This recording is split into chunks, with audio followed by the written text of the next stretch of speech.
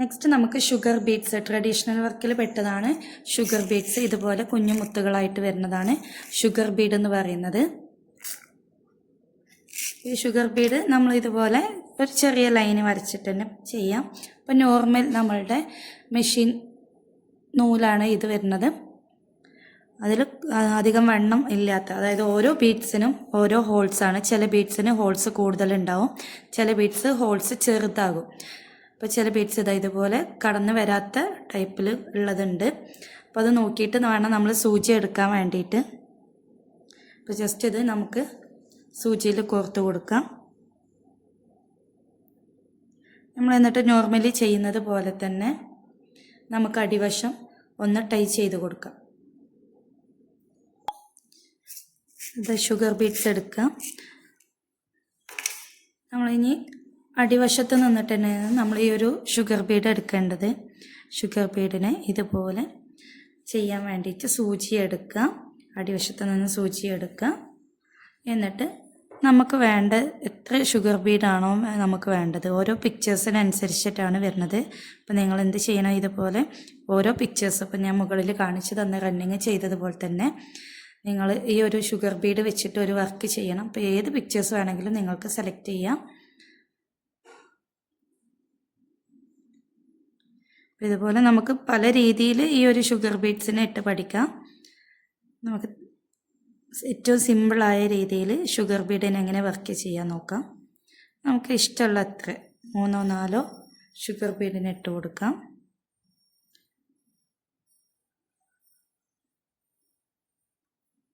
ഇനി ഒരു 15 വേണമെങ്കിൽ അങ്ങനെ ഇട്ട് കൊടുക്കാം.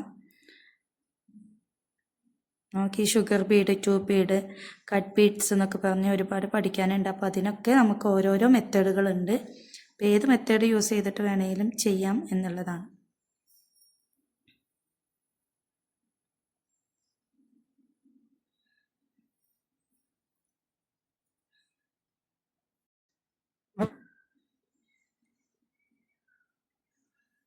ഓക്കെ, ഇപ്പം ഞാൻ കുറച്ച് ഷുഗർ ബീഡ്സിന് ഇട്ട് കൊടുത്തിട്ടുണ്ട്.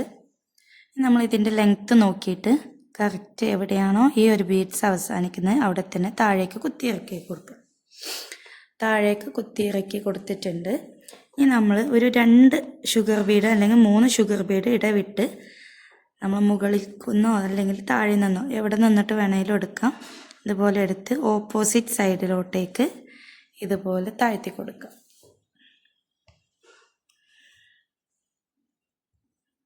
ഇതുപോലെ ടൈ ചെയ്ത് കൊടുക്കുക. നമുക്കൊരു 2 ബീഡ് ഇടവിട്ടിട്ട് ഇതുപോലെ തന്നെ ചെയ്തെടുക്കാൻ പറ്റും. നമുക്ക് നല്ല രീതിയിൽ ഇതിനെ സെക്യൂർ ചെയ്ത് നിർത്തണം. അതിന് വേണ്ടിയിട്ടാണ് നമ്മളിതുപോലെ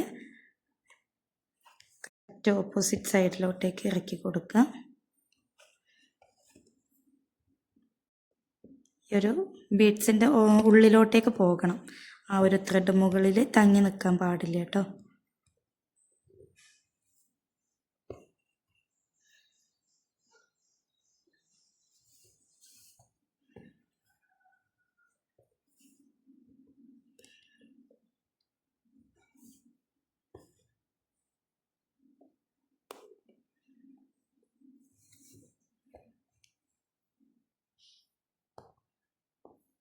ഓക്കെ, കണ്ടോ, നല്ലോണം സെക്യൂറായിട്ട് നിൽക്കുന്നുണ്ട്, ഇളകി പോരുമില്ല. എന്നിട്ട് നമ്മൾ ബാക്കിൽ സാധാരണ കെട്ട് കൊടുക്കുന്നത് പോലെ തന്നെ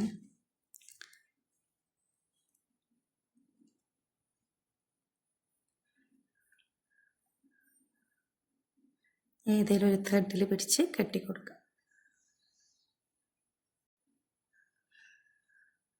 ഓക്കെ, ഇതാണ് ഷുഗർ ബീഡ്സ് വരുന്നത്. നമ്മൾ ഷുഗർ ബീഡ്സിൻ്റെ വർക്കാണ് ഇപ്പോൾ കണ്ടിട്ടുള്ളത്. എങ്ങനെ ചെയ്യാമെന്നൊക്കെ മനസ്സിലായിട്ടുണ്ടെന്ന് വിചാരിക്കുന്നത്. അപ്പോൾ ഇതുപോലെ നമുക്ക് ഫില്ലിങ്സ് ആയിട്ട് ഔട്ട്ലൈൻസ് ആയിട്ടൊക്കെ നമുക്ക് ഷുഗർ ബീഡ്സിൻ്റെ വർക്കുകൾ ചെയ്യാവുന്നതാണ് കേട്ടോ. Thank you.